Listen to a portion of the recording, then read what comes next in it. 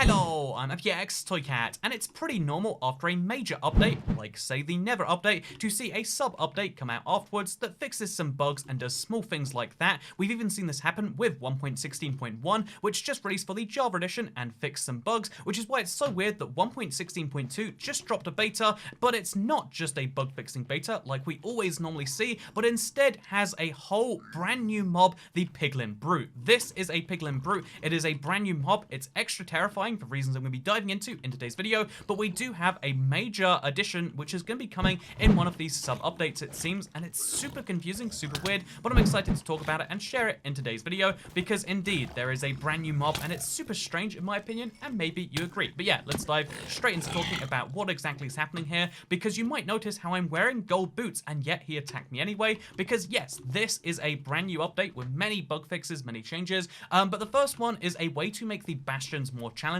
I think the Minecraft developers have seen since the beginning that since piglins aren't even really unique to the bastions, the only real reason to come here is for the treasure, and given that the treasure was nerfed during the development, it seems as though coming here is pretty much next to no, like there's no reason to do so except to get the treasure, except the treasure is really easy to avoid the piglins attacking you for, and that is where these guys come in right here. So the Piglin Brutes are significantly more powerful than their piglin counterparts. Not only are they willing to attack on sight because they do not care about your gold armor, not only are they willing to do that, and also they're undistractable by gold. As you can see, he doesn't care about the gold. Actually, I think he picked it up anyway.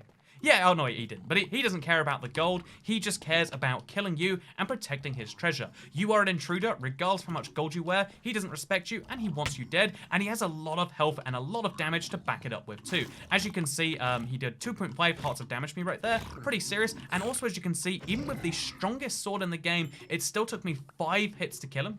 So that means that Piglin Brutes have 40 plus hearts health points of damage, whereas the normal Piglin can take just 16 or 8 hearts, kind of more like a normal player, which is a significant increase, plus the fact that they're more dangerous, plus obviously the fact that they can deal more damage. 2.5 hearts is only on easy. That's 7.5 hearts on hard, because obviously a significant increase. And yeah, basically it means you're very easily going to be overwhelmed, because combine their melee attacks, which are kind of powerful, with the fact that their friends are going to start ranging you as well, because as soon as you attack a Piglin Brute, you also upset all of the dudes around you.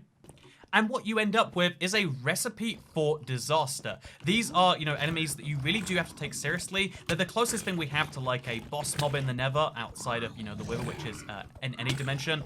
These guys only exist in the Nether and only exist in this one structure as kind of its guardian, as a way to protect it from everything else. As you can see, even with this Netherite sword, even with critical hits, it's still hard to keep my head above water, and indeed I didn't. There's a second death, because if there are enough Piglin Brutes in addition to piglins, you're going to have a hard time fighting them, and it's designed to make the Bastion a more formidable place, and also, more importantly than that, give a unique reason to come to the Bastion. And although right now I would say they haven't worked out the loot drop tables for it yet, all you get for killing a Piglin Brute right now is a golden axe. Every time it's about 50% chance of dropping. You either get a golden axe or you don't. And, this is just a gold nugget to most players. In reality, the benefits of killing a Piglin Brute are to make it go away, and honestly, it's a kind of cool encounter.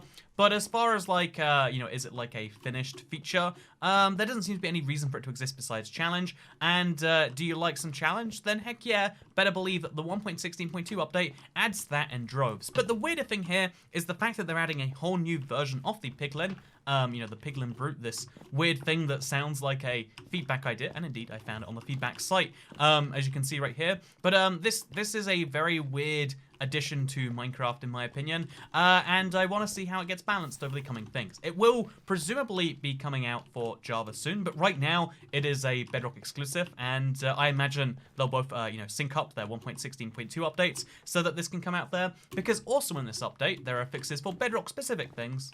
Because, for instance, you probably know that in the main 1.16 update, walls now connect to vertical versions of themselves in a much better, more interesting way. As you can see, this looks absolutely delightful compared to before. And you also might know that it connects to iron bars in a similar way, and also to glass panes, but now they've made it connect to glass blocks in a similar vein as well. And personally, I find this one to be a little bit strange. Maybe you disagree. I'd love to hear if you think this is actually delightful. And obviously, this is something that's only beneficial to builders. But now, as you can see, you can have, glass blocks on the inside of that as well. But also, you can have trapdoors which do the same function. Here is a closed trapdoor, here is an open trapdoor. As you can see, it kind of connects into that in a very weird way, which means that if you want to, again, not necessarily saying this is a perfect thing or anything, but if you want to, what you can achieve is something like this, where you have like an opening that changes length depending on if you have doors open.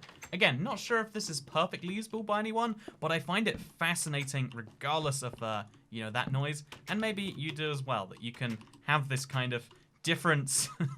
Ooh, look at this. It's odd, right? There's just something that's just inherently off about this. I can't word it, but it's strange. It's a very minor change, but it's appreciated. There are, of course, many other changes that aren't, you know, just, you know, there are lots of changes that are more minor than this. So, for instance, if you listen real carefully, climbing a vine, twisting, creeping, or regular will now have a unique sound. It's a very small sound, but it's there. Maybe you appreciate that. Sounds for things like zoglins used to be the pigs. They fixed that. They've made a lot of unique sounds, which are kind of great. Basically, Minecraft Bedrock particularly is working on its sounds, improving to match parity of Java, and this update kind of improves that even more. And I'll show you the changelog right here, just so you can see stuff like, hey, did you know the Wither health bar no longer depletes to 0 after half the health is gone? Did you know bolts are no longer slowed by objects with no collision? And a bunch of other changes that you might care about. But the biggest one, to me, this is really crucial and sad in my opinion, is they fixed the issues with netherite and lava. Again, right now, do not throw netherite and lava. Bad idea. But something that they've done on Bedrock is they've made it match Java. So if you throw netherite in the lava, it just kind of floats there. It just exists. It floats. Before, you know, as we all know from the bouncing netherite trousers, it used to be that it would bounce on the top of the lava because it just would be immune to it. It was kind of like, you know, like being repelled by the lava, whereas right now it just is immune to it. It just chills in there, which is great. Also, by the way, as a pro little tip, just a little PSA to throw out here, ancient debris in the previous Nether update before this one was not, if you don't know, for some reason, they didn't make it impervious to lava, despite it being effectively netherite. And it seems as though, even though in this beta they fixed a lot of things, they haven't fixed this. So right now, I want to issue another PSA. Do not throw ancient debris in lava. Even after this update, they won't have fixed it. It feels weird, and admittedly, you shouldn't be doing this anyway. But it's just another warning that, like, regardless of where you are, don't throw ancient debris in lava. If you're on Bedrock, that is. If you're on Java, enjoy your superiority, your ability to throw things in lava. And also know that, you know, the Java version ruined bouncing leather trousers. So, bouncing netherite trousers. So who's the real loser here?